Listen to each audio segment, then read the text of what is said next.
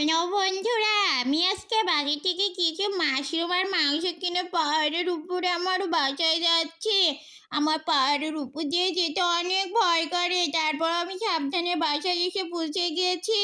আমার অনেক হাঁপ লেগেছে, তাই আমি একটু পানি খেয়ে মুরগিকে খাবার দিয়ে দিলাম।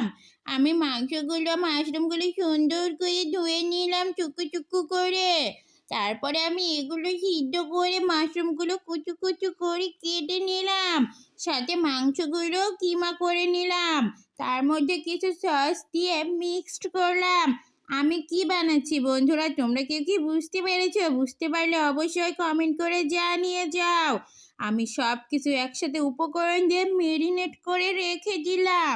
আর একটা পাত্রে আমি কিছু ময়দা নিলাম। তারপরে এগুলো কুচু কুচু ডুলু ডুলু করে আমি ছোট ছোট পিস করলাম।